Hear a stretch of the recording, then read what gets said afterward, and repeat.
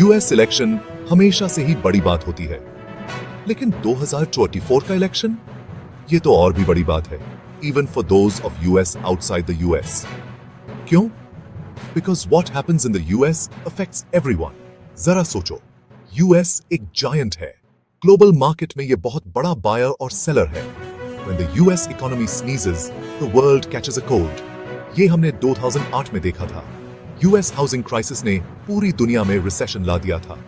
It was a wake-up call. We are all connected. इस बार the stakes are even higher. Global economy अभी भी pandemic से उबर रही है। इन्फ्लेशन ज्यादा है। यूक्रेन में वॉर की वजह से अनसर्टेनिटी है। We need stability. US election में क्या होता है, इसका असर हर चीज पर पड़ेगा।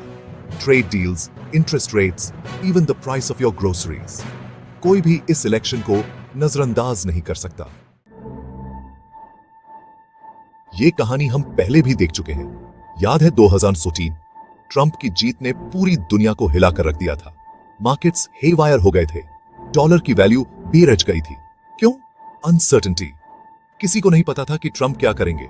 उन्होंने ट्रेड डील्स तोड़ने का वादा किया था। वो चाइनीज गुड्स पर टैरिफ्स लगाना चाहते थे।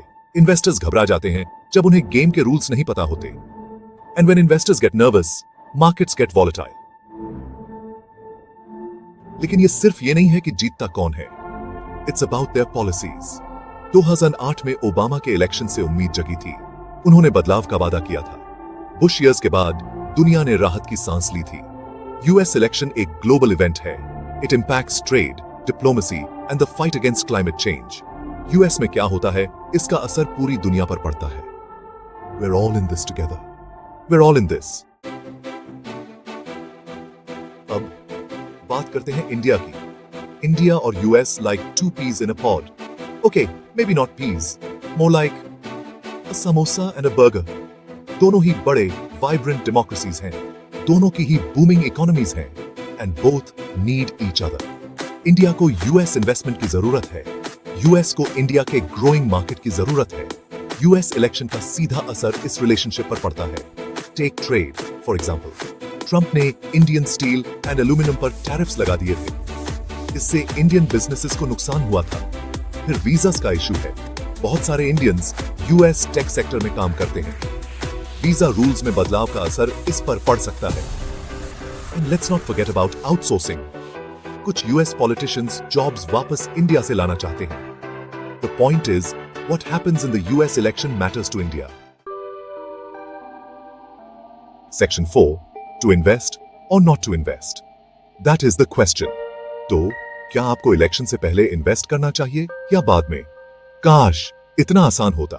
कोई आसान जवाब नहीं है। बात यह है, मार्केट्स हेट अनसर्टेनिटी और इलेक्शंस अनसर्टेनिटी से भरे होते हैं।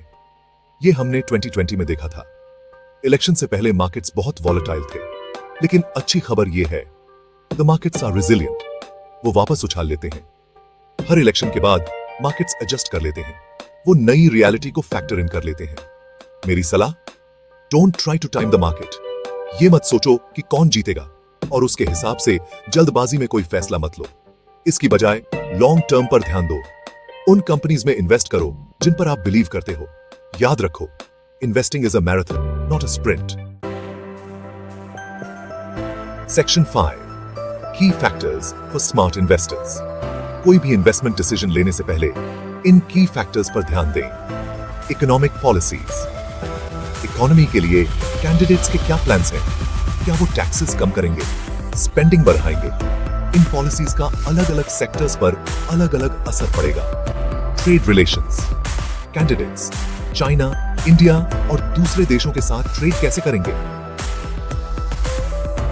Tariffs and trade Wars uncertainty और वॉलेटिलिटी पैदा कर सकते हैं। Market sentiment. दूसरे इन्वेस्टर्स इलेक्शन पर कैसे रिएक्ट कर रहे हैं? आर दे बुलिश और बेरिश? मार्केट सेंटिमेंट एक पावरफुल फोर्स हो सकता है। इलेक्शन से डरो मत और इन्वेस्टिंग से दूर मत भागो। बस इन्फॉर्म रहो, अपना रिसर्च करो और याद रखो, the best investment you can make is in your financial education.